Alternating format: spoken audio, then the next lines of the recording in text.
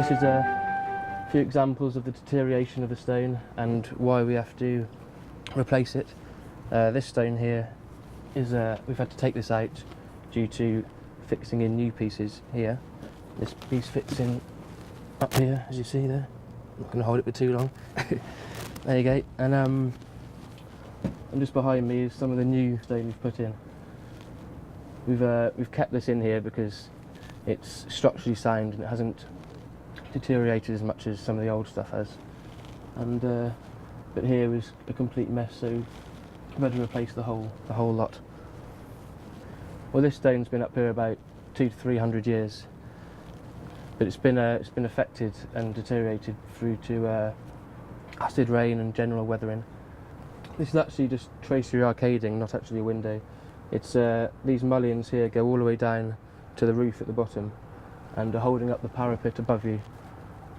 So this is structurally, it's there for structural purposes, but it's they've made it aesthetically pleasing by the tracery arcades as well. Back when they were designing it, it was all for the glory of God, I suppose. So that's why they put so much effort into making it so beautiful. Every mason has what they call a banker mark, which is their own personal, almost signature mark, which they put into every stone. It's been quite interesting taking some of the old stones out and seeing, you know, the marks of masons of 400 years, 300 years ago, and their marks in their individual stones. That's been quite interesting. But apart from that, just slight differences in the way they fixed it and the way they dressed the stone hasn't really changed from then till now, really. We all put our mark in our stone, so maybe in a few hundred years' time, other masons can be seeing our marks like in it when they're replacing our stuff. And as we come round onto the east front, this is the great east window, which the York Glaziers Trust are currently restoring. This is a panel from the east window that we've just actually removed to start working as a further development of some trials. And it's from the second row of the east window. And you can see that the condition of a panel before we do any work at all to it. The leads are very wide, very heavy, and there are a lot more leads in the panel than there were originally intended to be. And we'll be looking at whether we can actually remove some of those leads and clarify the panel and try and understand what the original intention of the artist was. And this panel dates from between 1405 to 1408. Some of the other interesting things to note are a number of pieces of glass that are not original, that were probably put in at an earlier restoration to fill a gap or to replace a very broken piece. Some examples of that are the white areas of drapery here. The contract for designing and painting the window was by John Thornton, who was a stained glass artist from Coventry, and he was brought up by the Dean and Chapter specifically to design and paint this window. And he probably had an extensive team of craftsmen, but John Thornton was the man responsible for painting the faces. That was in the contract. You can see the impact that a lot of the breakages and the addition of leads has had in areas like this where you just have a very great area of leading and very little glass is visible.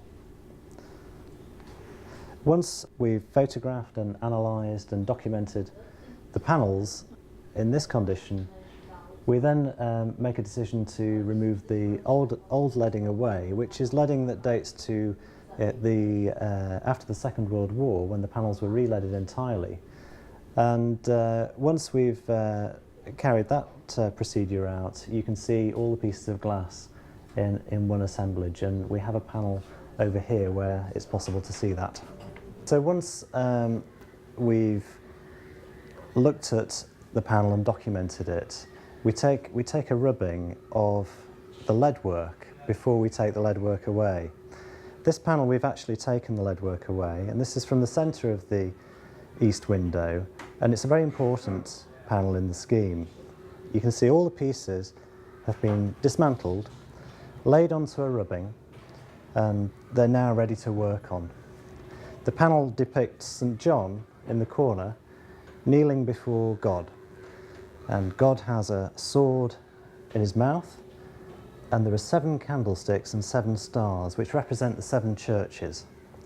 So it's a very important and dramatic scene, and very large figure of God, and it's in the very centre of the window. What we'll be trying to do next is to understand how much of this glass is original to the panel, and how much of it is perhaps replacement glass that was put in previous periods of restoration. Interestingly, the face of God has lost a lot of its pigment, and some of that pigment has come away because of the corrosion process. One thing we may look to do in this case is to find a way of putting those details back. We can't do that on the original pieces, but what we can do is we can cut a piece of glass, and we have very, very thin optical glass that's just over 1 millimetre thick. We can cut exactly the same shape, and we can paint some more detail onto that glass, and that will sit at the back. So this is something that we may wish to do to the face of God, that we'll paint the eyes and the nose a little bit stronger so that people looking at the panel can see that. Another thing we may wish to look at is where pieces have broken. We may look to bond those pieces back together. And if I can point to the drapery, you can see here probably this whole section would have been in one piece, and that there are 1, 2, 3, 4 mending leads through. We can see that when we try to put the pieces together, they fit very well, and they can be quite easily bonded with resin,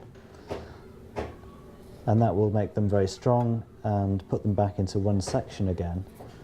And you can see there that those pieces belong together. If we were to bond those pieces, we'd then be able to take away these leads, which will add greater clarity to the reading of the drapery. It might be possible to repair the entire section, but what's interesting here is that in this area, this is a clean break, but part of this glass has been nibbled away to provide room for a mending lead through here. So the fit isn't perfect anymore, and that may necessitate, it may require us to keep a mending lead in through that area. However, this piece can easily be fitted together and edge bonded with a resin. Each panel will vary in the amount of time it takes to conserve. Some panels will be fairly straightforward for us in some ways, but some will be far more difficult and present more challenges.